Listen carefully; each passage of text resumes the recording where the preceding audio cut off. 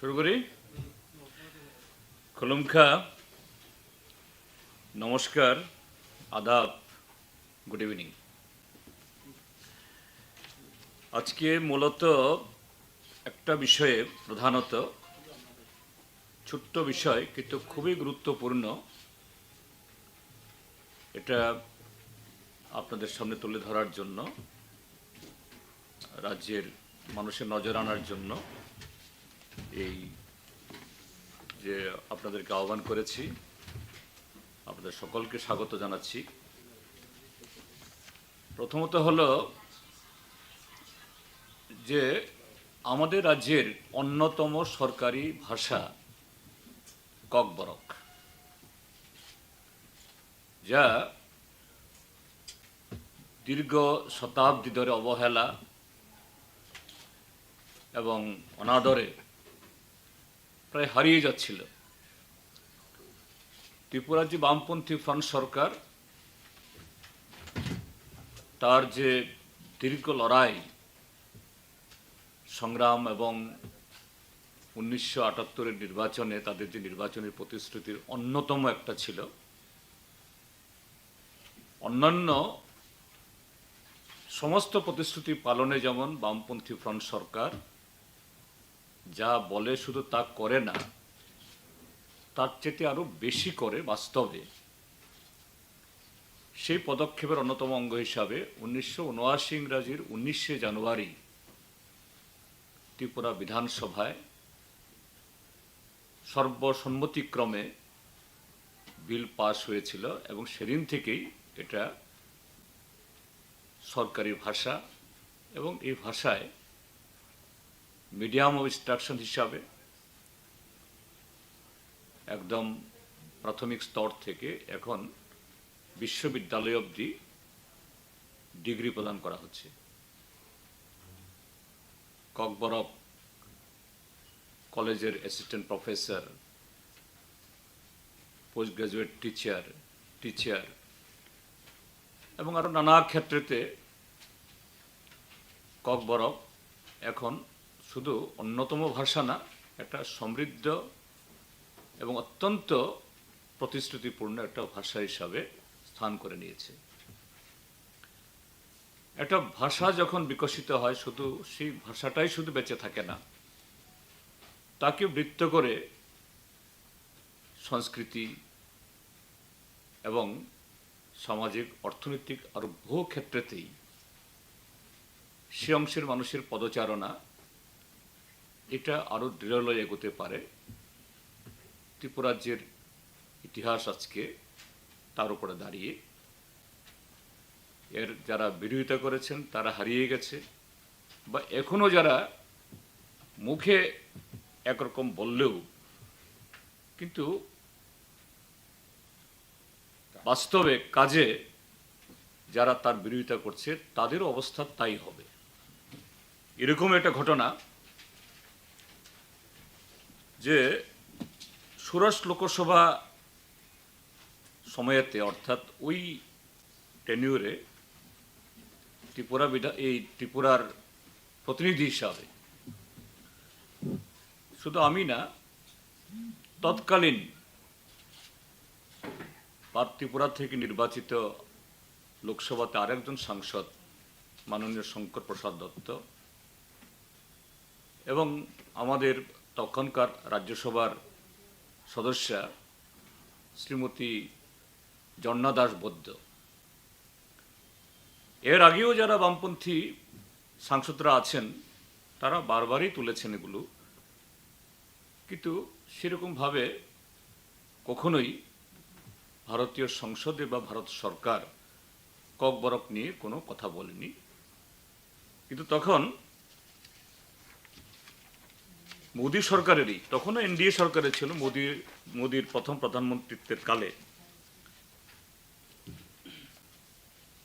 মোদী সরকারের এনডিএর শরিক তেলুগু দেশম পার্টির মন্ত্রী ছিলেন অশোক গজপতি রাজু। আমি 0 আওয়ারে দাবি তুলেছি, একই সাথে অসামরিক পরিবহন মন্ত্রকের কাছে অর্থাৎ সিভিল এভিয়েশন মিনিস্ট্রির কাছে এবং রেলমন্ত্রী ছিলেন সুরেশ প্রভু, যে ত্রিপুরাজ্যের যে বিমানবন্দর, সেই বিমানবন্দরে ইংরাজি, হিন্দি, বাংলার পাশাপাশি ককবরকেও অ্যানাউন্সমেন্ট করা হোক, কেননা ককবরক ভাষীয় বহু প্যাসেঞ্জার আছেন। এটা শুধু প্যাসেঞ্জার তাদের কনভিনিয়েন্সের জন্য না, এটা রাজ্যের ঐতিহ্য, রাজ্যের গর্ব।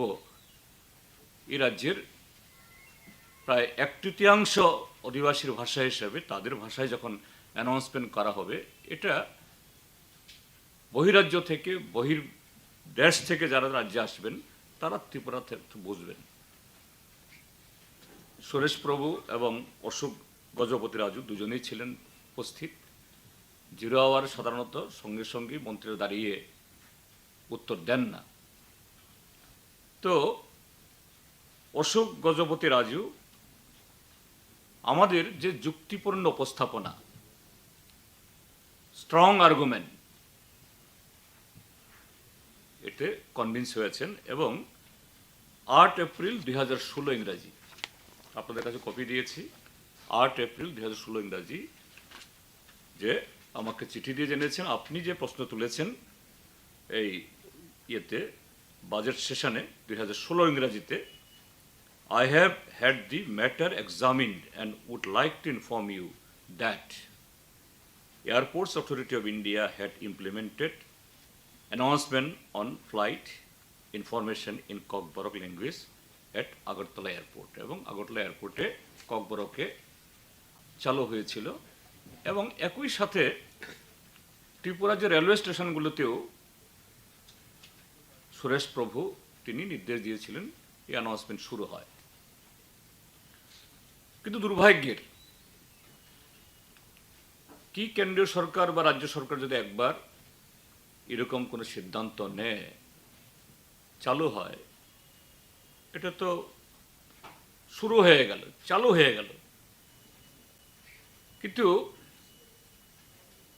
লোকসভাতে আমার টেনিউর শেষ, অর্থাৎ এমপি হিসাবে যাতায়াত করি, প্রায় সময় শুনি এবং অ্যানাউন্সমেন্ট দেরি হচ্ছে কেন মাঝে মধ্যে খোঁজ খবর নিই। 2019 সালে দ্বিতীয়বার মোদী আসার পর,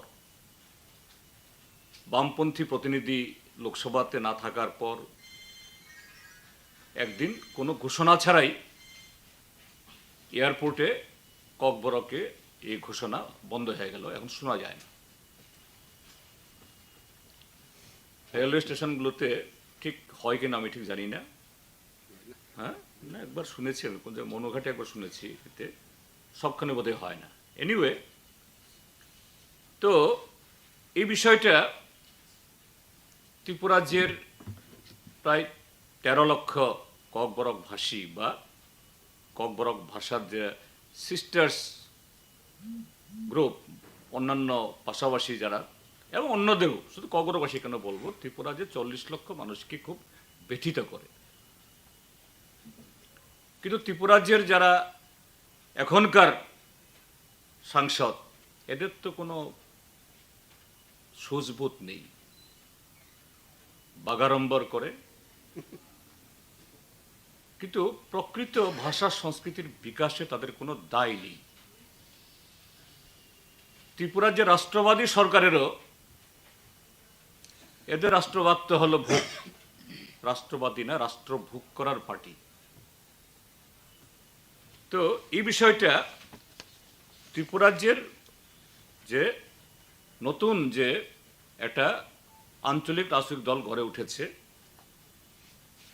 এখন এডিসিতে যারা ক্ষমতায় আছেন, indigenous progressive regional alliance Tripura, মানে ত্রিপুরা মথা, তাঁর মাননীয় চেয়ারম্যান শ্রী প্রদ্যুৎ বিক্রম মাণিক্য দেব বর্মা, তিনি বিষয়টাকে আবার উত্থাপন করেন। আমার সাথে কথা বলেছিলেন যে আপনি অতীতে যে অর্ডারটা হয়েছে এই কপিটা থাকলে পাঠান। আমি আসলে এটা জোগাড় করতে পারিনি তখন, আজকে অনেক কষ্টে তখনকার সময়েতে ফেসবুকে আমি আপলোড করেছিলাম, সেখান থেকে ঘাটতে আজকে বের করতে পেরেছি। যাই হোক, তিনি একটা চিঠি দেন এই বর্তমান যে মোদী সরকারের সিভিল এভিয়েশন মিনিস্টার জ্যোতিরাদিত্য স্কিন্দিয়াকে, এবং ঘটনাচক্রে মাননীয় প্রদ্যুৎ মাণিক্য কিশোরের তিনি মামাতো ভাই, সাক্ষাৎ মামাতো ভাই। তিনি অতি দুর্ভাগ্যজনক গত 16 নভেম্বর, আজকে 18 মানে গত পরশুদিন, মাননীয় প্রদ্যুৎ বিক্রম মাণিক্য দেব বর্মাকে চিঠি লিখেছেন। আমি সবটা পড়ছি না, শেষের প্যারাটা পড়ছি। Though Bengali and Kokborok both have been declared as state languages by the government of Tripura, Bengali has been preferred for announcements at the airport due to its widespread use in the nearby areas. তার আগের প্যারাতে লিখেছেন, I would like to apprise you that in accordance with the extant policy of Airports Authority of India, the announcements are made at airports in 3 languages, one local language, তার সাথে Hindi and English. What it lies? কি বলছে? একটা ছোট্ট চিঠি, কিন্তু ভারতীয় জনতা পার্টির এই দেশের যে ক্ষুদ্র জনগোষ্ঠী, আদিবাসী, ইন্ডিজিনাস পিপল, ত্রিপুরা যে ত্রিপ্রাসাদের সম্পর্কে বিজেপির দৃষ্টিভঙ্গির এটা হলো অত্যন্ত নিকৃষ্ট এবং জ্বলন্ত উদাহরণ। প্রধানমন্ত্রী তো তখন মোদী ছিলেন, এখনো তিনি প্রধানমন্ত্রী। তখনকার মন্ত্রী তিনি বললেন যে আমি খুশি যে ককবরককে অ্যানাউন্সমেন্টের জন্য অর্ডার দিয়ে, আর এখনকার মন্ত্রী বলছেন এটা নাকি airport authority of India, Bharat সরকারের নীতি। তাহলে নীতি একই প্রধানমন্ত্রীর সময়তে নীতি 2 রকম হয়? কোনটা মুখ, কোনটা মুখোশ? এটা ত্রিপুরাজ্যের ককবরক ভাষী অংশের মানুষ এবং ত্রিপুরাজ্যের মানুষের প্রতি একটা চরম অপমান করা, আমাদের মানে ভাষা সংস্কৃতিকে অত্যন্ত যে মানে নিন্দনীয়ভাবে এটাকে ছোট করে দেখানোর, যে ভারতীয় জনতা পার্টি যে আরএসএস, তারা হিন্দু, হিন্দি, হিন্দুস্থান, ভারতবর্ষের যে বৈচিত্র্য, বহুত্ববাদ, এটাকে যে অস্বীকার করে। চিঠিটা খুব ছোট্ট, কিন্তু তার মধ্য দিয়ে এটার প্রমাণ। আমি ধন্যবাদ জানাচ্ছি মাননীয় প্রদ্যুৎ মাণিক্য বাহাদুরকে, তিনি এই বিষয়টা তুলেছেন। আবারও সোচ্চার হবেন আশা করি। আমরাও একসাথে এ বিষয়ে আবারও সোচ্চার হব, এবং ভারত সরকার, বিজেপি দল, তার এই যে জঘন্য এই দৃষ্টিভঙ্গির তীব্র নিন্দা জানাচ্ছি ত্রিপুরাজ্যের মানুষের হয়ে। এটা শুধু ককবরক ভাষীকে না, ত্রিপুরাজ্যের 40 লক্ষ মানুষকে অপমান। আর ত্রিপুরাজ্যের যারা এখন সাংসদরা আছেন, এই যে রেবতী ত্রিপুরা, তারপরে বিপ্লব কুমার দেব, আরেকজন মন্ত্রী, এরা যে জনগণের প্রতিনিধি না। এরা যদি জনগণের প্রতিনিধি হতেন, প্রকৃত ভোটে নির্বাচিত হতেন, ভালোবাসার প্রতিনিধি হতেন, তাহলে এগুলো নিয়ে সাংবাদিক সম্মেলন তাদেরই করা উচিত ছিল প্রথম, আমার না, আমাদের না। এটা প্রমাণ করে এরা যে ছাপ্পা ভোটে তারা নির্বাচিত, এরা ত্রিপুরাজ্যের প্রতিনিধি না। এই একটা বিষয়। আরও দুটা বিষয় জাস্ট, এগুলি আজকে মুখ্য ছিল না, তবু আমি ডেকেছি আপনাদেরকে, আমি এখানে বলতে চাই। এতে জাতীয় প্রেস দিবস গেছে কবে জানি, গতকাল না পরশু, 16 তারিখ। দেখলাম রাজ্যের মাননীয় মুখ্যমন্ত্রীও এই উদ্দেশ্যে লম্বা চড়া ভাষণ দিয়েছেন। আবার প্রাক্তন মুখ্যমন্ত্রী বর্তমান সাংসদ বিপ্লব কুমার দেবও একেবারে তিনিও বাড়িতে গিয়ে প্রেসে ডেকেছেন। প্রেসের লোক গেছেন, এটা কোনো অপরাধ না, স্বাভাবিক, তার তো যাবেনই। মুখ্যমন্ত্রী ডেকেছেন, প্রাক্তন মুখ্যমন্ত্রী এবং সাংসদ ডেকেছেন। তো আমরা আশা করেছিলাম গত এই 56-57 মাস ধরে যে শ্বাসরুদ্ধকর অবস্থা, সাধারণ নাগরিকদের, শিক্ষক, কর্মচারী, সমস্ত অংশের মানুষের, বিরোধী দলের লোকদের, এবং যে সংবিধানে যাদেরকে বলা হয় যে গণতন্ত্রের চতুর্থ স্তম্ভ, fourth pillar of the democracy, যাদেরকে বলা হয় ওয়ার্ল্ড ওয়াইড,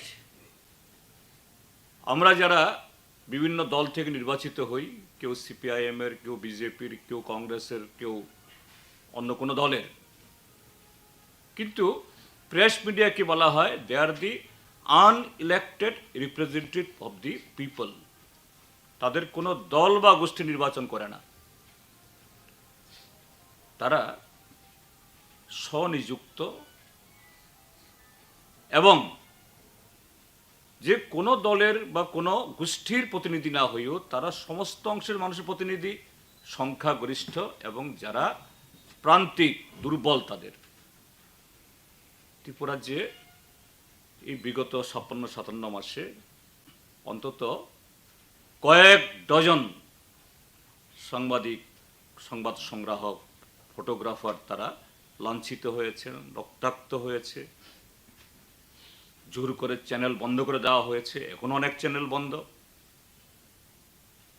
যথারীতি অন্যান্য অপরাধে যেমন কোনো আসামি ধরা পড়ে না, এই সমস্ত ক্ষেত্রেতেও করে না। এগুলো নিয়ে বর্তমান মুখ্যমন্ত্রী, যিনি সাংঘাতিক বাইরে একটা মানে কি বলে চেহারা, ভদ্রলোকের চেহারা তিনি ইয়ে করেন, মানে ডেমনস্ট্রেট করেন, একটু ইনডাইরেক্টলি হলেও, সরাসরি তো খুব প্রকাশ করা মুশকিল, ইনডাইরেক্টলি হলেও বলবেন যে না, অতীত যা হয়েছে হয়েছে, সামনের দিকে তাকিয়ে চলতে চাই, পেছনটা ভুলে যান, খারাপ বলে যান, ভালোটা আসুন। উল্টু বললেন ত্রিপুরাজ্যের মধ্যে নাকি যে সাংঘাতিক গণতন্ত্রের বাতাবরণ, প্রেসের স্বাধীনতা, অথচ প্রতিদিন সংবাদ সংগ্রাহকরা আক্রান্ত হচ্ছে। কোনো কোনো পত্রিকা ইভেন হকিং করতে দিচ্ছে না, গাড়িতে তুলছে না, এবং বিজ্ঞাপনের ক্ষেত্রেতেও আটার ডিসক্রিমিনেশন। এত সমস্ত অন্যায়, বইফোর কিছু পত্রিকা, নিউজ চ্যানেল, এদেরকে লক্ষ লক্ষ টাকা পাইয়ে দিচ্ছে। আমি এটাও বলে দিচ্ছি, এগুলি সবগুলো ধরা হবে। যারা এই সমস্ত ক্ষেত্রেতে যারা কলম নাড়ছে, কেউ রক্ষা পাবে না, মাথার উপরে সেই ইয়েরা থাকবে না কেউ। তৃতীয় বিষয়টা বলছি আমি, 10,323 নিয়ে তো অনেক কথা হয়েছে, আমি সব কথা বলতে চাই না, এরাও ময়দানে আছেন। কিন্তু একটা বিষয় বলার একটা সময় এসছে, আমি কদিন আগে ফেসবুক লাইভে বলেছিলাম, আপনারা সবাই জানেন যে 2018 ইংরেজিতে 2019-এর লোকসভা নির্বাচনের আগে নরেন্দ্র মোদীর সরকার ভারতীয় জনতা পার্টির ভোট বৈতরণী পার করাকে সুগম করার জন্য 10% জেনারেল ক্যাটাগরির ক্যান্ডিডেটের জন্য চাকরি, মেডিকেল, ইঞ্জিনিয়ারিং, ম্যানেজমেন্ট, এসব ক্ষেত্রেতে সংরক্ষণের বিল এনেছেন খুব রাতারাতি। আমি তখন সাংসদ ছিলাম, প্রতিনিধি ছিলাম। আমরা বলেছি আমরা সংরক্ষণের বিরোধিতা করছি না, কিন্তু এটা যে ইকোনমিক ক্রাইটেরিয়া রাখা হয়েছে, ক্রাইটেরিয়া কি 8 লক্ষ টাকা বাৎসরিক আয়, মিউনিসিপ্যাল এরিয়াতে 1000 স্কয়ার ফিট মানে ফ্ল্যাটের মালিক, অর্থাৎ আগরতলা শহরে 1000 স্কয়ার ফিট মানে প্রায় 2 BHK, প্রায় 70 লাখ টাকা দাম। ফ্ল্যাট কালচার আগরতলাতে হয়েছে। তৃতীয় হলো 5 একর অবধি কৃষি জমি, 5 একর মানে 12.5 কানি কৃষি জমি। চতুর্থ হলো মিউনিসিপ্যাল এরিয়াতে 100 বর্গ গজ হাউজিং প্লট। এর মানে তো কোটিপতি। ইকোনমিক ওয়ার্কার্স সেকশন যে নরেন্দ্র মোদী যে ব্যবস্থা করেছে, এতে তারাও সে আওতায় আসবেন। এইভাবে হলো স্বাভাবিক। এটা নিয়ে রিট পিটিশন হলো সুপ্রিম কোর্টে, আরো বহু কোর্টে। আমি কথাটা উল্লেখ করছি কারণে ত্রিপুরা যে 10,323-এর চাকরি মাননীয় উচ্চ আদালত, পরবর্তী সময়তে শীর্ষ আদালত তাদের চাকরির রিক্রুটমেন্টকে খারিজ করেছে। কারণ কি? কারণ অন্য কিছু না, অন্য কোনো প্রক্রিয়াতে বিন্দুমাত্র কোনো ধরনের অনিয়ম হয়েছে গুণাক্ষরেও এগুলি কেউ বলেনি। কিন্তু বলেছে বামপন্থী ফ্রন্ট সরকার যে রিক্রুটমেন্ট রুলস করেছে, যা 80-র দশক থেকে বলবৎ আছে ছিল। আজকে ত্রিপুরা রাজ্যের মহাকারণ থেকে শুরু করে পঞ্চায়েত অবধি, কলেজ থেকে শুরু করে বালোয়ারি অবধি প্রায় 1.25 লক্ষ কর্মচারী এখনো আছে। তারা ওই রিক্রুটমেন্টের রুলসেই সবাই নিয়োজিত। হ্যাঁ, ওই না, নিডি একটা ক্যাটাগরি আছে। কাজে এটা থাকাতে এই রিক্রুটমেন্ট রুলস সংবিধানের যে স্পিরিট এই মোতাবেক না, কাজে এই চাকরি থাকতে পারে না বলে 2010 ইংরাজি এবং 12তে না পোস্ট গ্রাজুয়েটটা এরা খারিজে 10,323 তার বলি হলেন। যাই হোক, শীর্ষ আদালত দিয়েছে, সবারই শিরোধার্য, দুর্ভাগ্যজনক রায় হয়েছে এবং এতে বলি হয়ে এখন অবধি প্রায় 150 10,323-এর শিক্ষক শিক্ষিকার মানে যারা ছিলেন অকালে প্রয়াণ হয়েছে। আরো অনেকের অবস্থা সাংঘাতিক করুণ।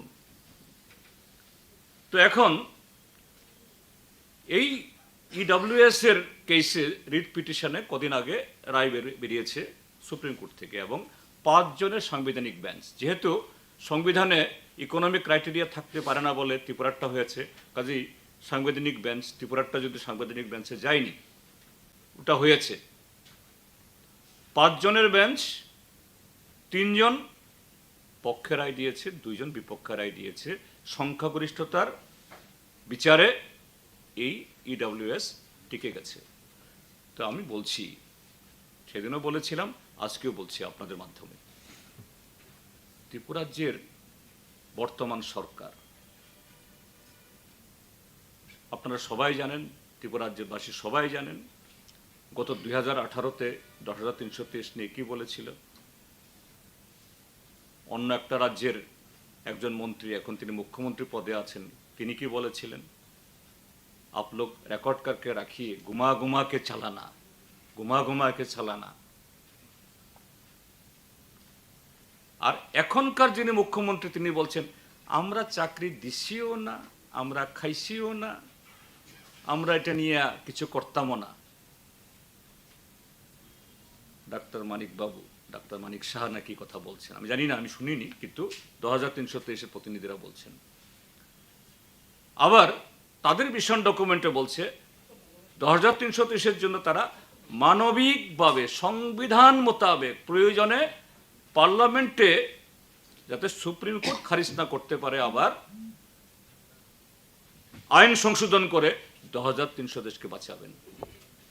আমি এখন তাদেরকে বলছি আপনাদের মাধ্যমে, EWS এর এই রায় হওয়ার পর এই সুযোগটা তো এসছে, যদি ভারতীয় জনতা পার্টি সরকারের বা দলের বিন্দুমাত্র যদি এই 2323 তারা আমাদেরই সন্তান সন্ততি, আমাদের ভাই বোন, তাদের প্রতি যদি বিন্দুমাত্র যদি সহানুভূতি থাকে, কাল বিলম্ব না করে আগামীকালেই ত্রিপুরা রাজ্যের অ্যাডভোকেট জেনারেলকে ডাইরেক্ট ফ্লাইটে দিল্লিতে পাঠান এবং সুপ্রিম কোর্টের কাছে ত্রিপুরা রাজ্যের সেই 2323 যে রায়, EWS কেসের রায়ের ভার্ডিক্টের লাইটে এটাকে যাতে রিভিউ করা হয়, পুনর্বিবেচনা করা হয়, তাহলে এই 2323 পরিবার তারা বাঁচবে। আমি সে আবেদন করতে চাই।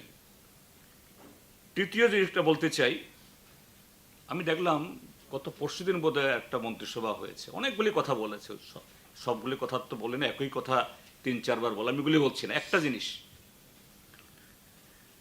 এই সরকার যখন কাল পরশু চলে যাবে, বিদায় হবে, এখন মনে হয়েছে ডেন্টাল কলেজ করবেন। মুখ্যমন্ত্রী কি ডেন্টাল MBBS বলেই কি মনে হয়েছে ডেন্টাল কলেজ করবেন? কোথায়? বামফ্রন্ট সরকার ICM এ সেখানে নার্সিং কলেজ এবং আরো কিছু করার জন্য যে বিল্ডিং করেছে, ওইখানে নাকি এটা হবে। আমি কিন্তু সিদ্ধান্তের বিরোধিতা করছি না, আই ওয়েলকাম, হ্যাঁ উই ওয়েলকাম, আমি স্বাগত জানাচ্ছি। কিন্তু গত 56 মাসে কোথায় ছিলেন আপনারা? কোথায় ঘুমিয়েছিলেন? ঘোষণা দিলেন হয়ে যাবে। একটা কলেজ করাটা কি এমনিই হয়ে যায়?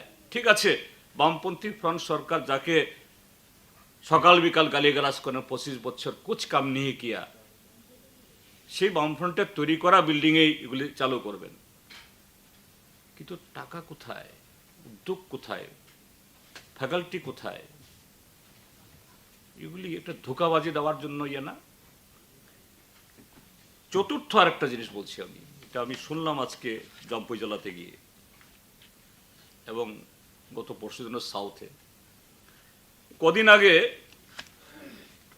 সরকার একটা নোটিফিকেশন বের করেছে, এই যে সোশ্যাল পেনশন তো আগে থেকেই ছিল, বামপন্থী ফ্রন্ট সরকার কবে ঘোষণা করে গেছে 1 লক্ষ টাকা অবধি যাদের আয়, তারা 60 বছর পূর্তি হলেই 1 লক্ষ অবধি আয়, তারা সবাই সোশ্যাল পেনশন বার্ধক্য ভাতার জন্য অ্যাপ্লাই করতে পারবেন, আর অন্যান্য ইয়েতে। এটা নতুন কোনো স্কিমের প্রয়োজন নেই, কিন্তু এই সরকার আরবিট্রারিলি অমানবিকভাবে লক্ষাধিক মানুষের এই পেনশন খেয়েছে। এই পাপের প্রায়শ্চিত্ত তত দিতে হবে। যাই হোক, এখন এই করার জন্য লক্ষাধিক মানুষের পেনশন বাতিল করে এদের পথে বসিয়ে দিয়ে একই স্কিম, এটাকে নাম দিয়েছেন মুখ্যমন্ত্রী সামাজিক সহায়তা প্রকল্প, অর্থাৎ বার্ধক্য ভাতা। একই আপনাদের কাগজে উঠেছে, কোনো চ্যানেলে দেখিয়েছে, এরা একটা নানাভাবে স্কিম করেছে। এই দরখাস্ত পেয়ে ব্লকে গেছেন, CDPO দরখাস্ত রাখছেন না, বহু জায়গা থেকে ইতে। এখন শুনলাম যে মণ্ডলের হাত দিয়ে বিভিন্ন অফিস থেকে নাম যাচ্ছে বিভিন্ন জায়গাতে, এদের জন্য মঞ্জুরি হয়েছে, কিছু কিছু কাগজ দিতে হবে। তো সরকারি কোনো প্রকল্পে যদি কোনো সুবিধা দেওয়া হয়, এটা তো সরকারি ফর্মে অফিসে জমা দেবে, পাবলিক অফিসে গিয়ে জমা দেওয়ার সুযোগ পেল না, আর মণ্ডলের তালিকা নিয়ে অফিস থেকে যাচ্ছে এগুলিতে, এটা তো গুরুতর অন্যায়, ঘোটালা এবং মানে সম্পূর্ণভাবে সরকারি অর্থ নয়ছয় করার এটা।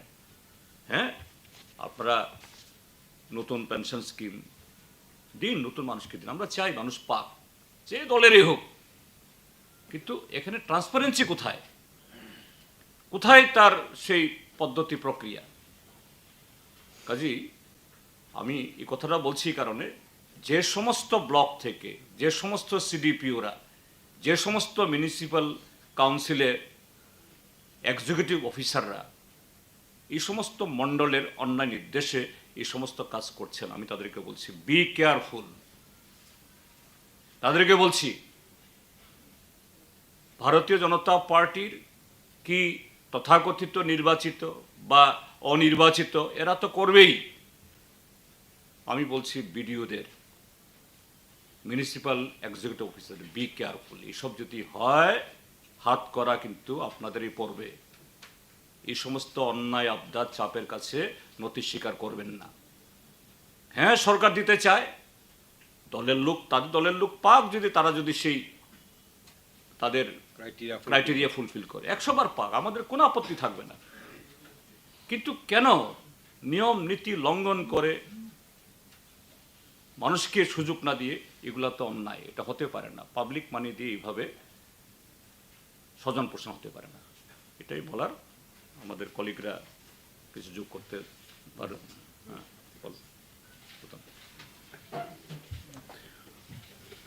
আমি সুযোগ পেয়েছি, এই জন্য একটা বিষয় একটু আপনাদের নজরে নিতে চাই কি। অন্য বিষয়গুলি তো আমাদের পার্টির সেক্রেটারি বলেছেন। আমাদের পার্টির একজন রাজ্য কমিটির সদস্য এবং উদয়পুর মহকুমার সম্পাদক হবেন মানিক বিশ্বাস 14 তারিখ প্রয়াত হয়েছেন। এটা আমরা উদয়পুরে একটা স্মরণ সভা করব ঠিক করেছি। আমাদের পার্টির পলিট ব্যুরোর সদস্য যাবেন। মানিক বিশ্বাস উদয়পুরে 75 সাল থেকে শহরেই থাকেন এবং প্রায় কংগ্রেস, কমিউনিস্ট, বিজেপি সবার সাথে সম্পর্ক আছে। তার একটা স্মরণ সভা করব। যথারীতি আমরা পৌরসভাতে একটা আবেদন, আমাদের বিভাগের নেতারা শুধু দরখাস্ত দিয়ে না, সশরীরে গেছেন, কথা বলেছেন, তারা খবর টবর নিয়েছেন, এটা হলটা খালি আছে। তারা বলেছেন যে ঠিক আছে, এটা মনে হয় একটা সরকারি প্রোগ্রাম আছে, আমরা দেখে দেব। চেয়ারম্যানের সাথেও আমাদের নেতারা কথা বলেছেন, বলছি যদি সুযোগ থাকে আপনারা হলটা দেবেন, আমরা একটা স্মরণ সভা করব। পরিতাপের সাথে একটা বলতে হয়, এত সংকীর্ণ একটা দল, সরকার, পৌরসভা চালাচ্ছে, নির্বাচিত না তারা দুপুরের পরে বিকালেই বলে দিলেন চেয়ারম্যান পৌরসভার থেকে যে আমাদের হলটা বুক আছে, এটা বিজেপির যুব মোর্চার প্রোগ্রাম আছে, হল তৈরি করেছে। তা আজকে আমার প্রোগ্রাম আমরা ক্যান্সেল করেছি। আমরা উদয়পুর পার্টি অফিসে 3টা হল আছে, প্রায় 250 করে লোক ধরে। এখন তো আধুনিক যুগ, একটা হল করলে 3টাতে ব্যবস্থা করা যায়। 3টাতে আমরা ব্যবস্থা করেছি, বাইরেও ব্যবস্থা করেছি। প্রায় 700-এর মতো আমরা প্রোগ্রাম করেছি। দেখলাম আমরা আমি 2:15 পর্যন্ত উদয়পুরে ছিলাম। উদয়পুর টাউন হলের দরজা বন্ধই আছে, কোনো প্রোগ্রাম নেই পৌরসভার থেকে। যে এটা আমি বলবো যে যে আমাদের পার্টি সেক্রেটারি কিছু বিষয় বললেন, এরা বিচ্ছিন্ন কিছু না, এরা একেবারে পেশিবাদী কায়দায় যেরকম চলার কথা সেভাবে চলাচ্ছে। অর্থাৎ তারা দলেই থাকবে, অন্য কেউ কিছু করতে পারবে না। গণতান্ত্রিক কোনো রীতি নাই। একেবারে সংকীর্ণ একটা দৃষ্টিভঙ্গির পরিচয় দিয়েছেন। এটা আমরা তো নিশ্চয়ই তীব্র নিন্দা জানাবো। এটা কোনো অবস্থাতেই পৌরসভার উচিত হয়নি এবং তাদের কাছে আমি বলবো যে আমরা যেই দল করি, এই দলের নেতৃত্বে সরকার ছিল এই রাজ্যে, দীর্ঘদিন সরকার ছিল। এরকম কোনো বিষয়ে অন্তত আমি উদয়পুরের কথাই বলি, উদয়পুরে আমি বেশি ছিলাম। টাউন হল থেকে আরম্ভ করে সরকারি প্রতিষ্ঠান, এমনকি স্কুল, যে সময় চেয়েছে যদি আমাদের কোনো কর্মসূচি থাকতো আমরা সেগুলি অ্যাডজাস্ট করে বলতাম না তারা বিরোধী, তাদের নেই, তাদেরকে করতে দাও, এরকম ছিল। এবং আমি শুধু আমাদের না, আমরা রাজ্য নেতা যারা ছিলেন, মন্ত্রী যারা ছিলেন, তারাও শুনলে বলতো না তারা ব্যবস্থা করে দাও। এটা কোন রাজত্বে আছি বলা মুশকিল। এটা তো মানুষ নিশ্চয়ই বরদাস্ত করবে না, এর মানে পরিণাম তাদের ভোগ করতে হবে। আমার এই বিষয়টা একটু অন্য বিষয়ের সাথে এটা যুক্ত করা ছিল। ঠিক আছে, কারো কোনো So, do you think this decision of the BJP government regarding this announcement of Kokborok is a direct insult for the tribal of people? yes, definitely. The second question is, during National Press Day, the former Chief Minister has made a statement that CPIM have no future in the state, as they have no further plan, and BJP has already made their plan for coming 25 years. No, number one, that the letter written to the Honorable Pradhyutmani Kishore by Jitendra Scindia, the present Civil Aviation Minister, earlier Minister also, under the same Prime Minister Narendra Modi only, there he already implemented the decision to announce in Kokborok, and it was for almost 2.5 years. Everyone we have witnessed, we have heard. Now, the minister changed, and this minister is belong to the BJP now, Jitendra Scindia. So what does it prove?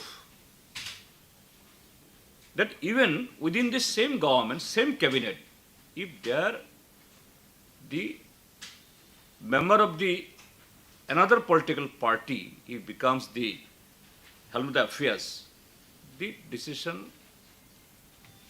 comes something different. And if there is BJP one, that becomes something, another thing. And that is, what will say, it is the evidence what RSS and BJP, what is their policy with regard to the minorities, with regard to the indigenous people, with regards to the Tiprasa in the state of Tripura. And what we always like to tell our friends, any rights of the people cannot be achieved by begging unless you wage the struggle. So struggle is the only answer, only weapon to wage your rights. So this is also it is a small piece of letter, but it speaks very voluminous, this thing. Second, what Dr. Manik Shah said, it is not Manik Shah, or former Chief Minister. You see, this man is, what to say, their forefathers are the Hitler and Tuju. They said the communist will be finished from the Europe. What happened? In 1945, the Hitler and the followers of the Tozu and Mussolini, they were finished.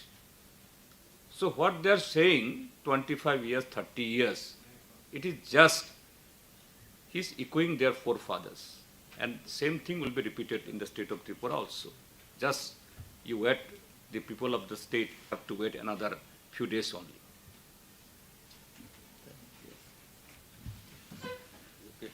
Thank you.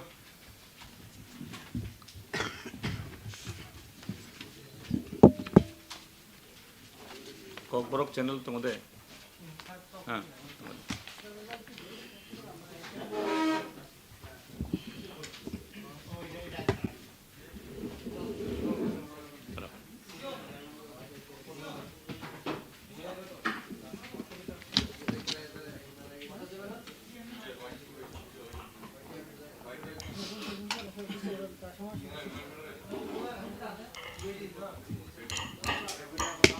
ইয়াতে শোনো ইয়ে আছে নি শান্তনুর কাছে নেই ককবরক লোকতে পারো যে তুমিও লও দিয়ে দিও তারে ওই জেমবিতে দিয়ে দিও 16 ওই তো আমি তো এর আগে দিছি 0 আওয়ারে দিছি আমি তুলছি 0 আওয়ারে পার্লামেন্টে তুলছি ওটা লেখা চিঠি আছে তো মেনশন আছে তো বাজেট সেশনে এটা 2016 বাজেট সেশনে আমি বলছিলাম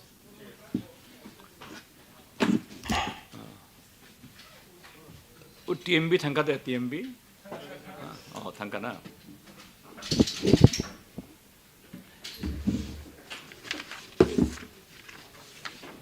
হ্যাঁ এটাও নেব নাকি আচ্ছা আচ্ছা আচ্ছা রেডি তুমি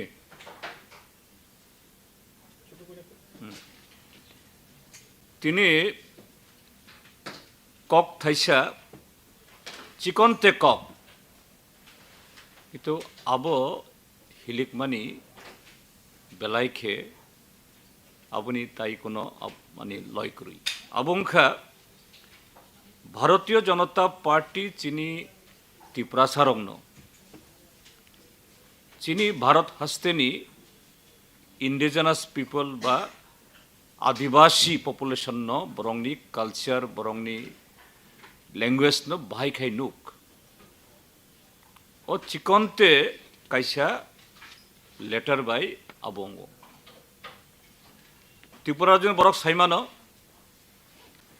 2016 आं जखन एमपी तंफ्रुओ आफ्रुओ बाजेट सेशनो आं ककबरक बाय रेलवे स्टेशन ताई आगरतला एयरपोर्ट आवाई खाइदि होनो आं डिमान्ड तिसाखा आबनो आफ्रुनी civil aviation minister Ashok Gajapathi Raju तै सुरेश प्रभु आबनो एक्सेप्ट खाई आगरतला एयरपोर्ट ताई रेलवे स्टेशन ककबरक बाय अनाउंसमेंट चांगजाखा किन्तु 2019 जखन आं एमपी कुरिखा आबो ताइवैसा माथाकजाखा ओंखाय त्रिपुरा जिनि त्रिपुरा हस्तनि जों जरा ककबरक सानाय बरक सिमिया जत्त लुकरक आवबाय बेलायखाय खाखामकासिनि आबोनो त्रिपुरा मथानी बरम गनां चेयारमैन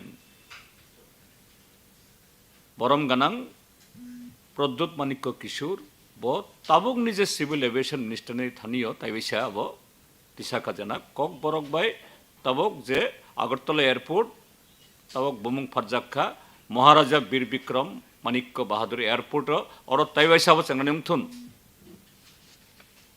बिनि चिठी जों ककबरक सानाय रक नुगुई बजे इनिशिएटिव नामानि जों बेलायखे साजाक खातर खाचिनि yes it is an welcome step किन्तु मियावखालियो 16 November minister of civil aviation and steel government of India Jyotiraditya M Scindia ब आबनि रिप्लाई रिखा तामो रिप्लाई रिखा जे गवर्नमेंट नि पॉलिसी करुई जे लोकल लैंग्वेज ताई इंग्लिश लोकल लैंग्वेज ताई इंग्लिश ताई हिंदी कथाम लैंग्वेज बादे फोर्थ लैंग्वेज आमती खाई एनाउंसमेंट खाइमाया अब कमप्लीटली ताताल कगाबो 2016 दा अब अंगमान खाई ताव तामने बगे अंगमान जंगनाय अब Agartala airport Kokborok bye announcement नि अब सिमिया जे बीजेपी आरएसएस बरं निजे रायदा बरक चिनी त्रिपुरा सारंनो बाहायखे नुक इ देशनि इंडिजिनास पीपल नि लैंग्वेज कल्चर तुई बरंनि तामो दृष्टिभंगी तामो रायदा एटीट्यूड आबोनि एविडेंस आबोनो जों चिनी पार्टी आं गणमुक्ति परिषद शुधु जों त्रिपुरा सा सिमिया इ त्रिपुरा जनि 40 लाख लोकरंनि अंगयां बीजेपी गवर्नमेंट नि स्टेप न जों সিলিংমা সাখলাইও কন্ডেম খাইও এবং ডিমান্ড খাইও যে kokborok bai taiwaisa resume খাইনে নিয়া যে 8 schedule kokborok no khobnani ongthun এবং जों যত ত্রিপুরা দিন লুকরাও তামো kokborok সানাই তামো kokborok সাইয়া আবনি বাগৈ থানসাওঙ্গৈ kokti সানা নাংলাই আবো নংখা তিনিনি ই আবো মূল কক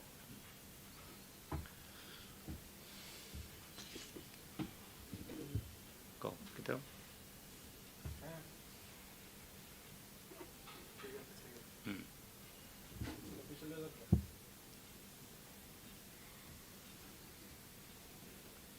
কি শুকাও কথা দেখো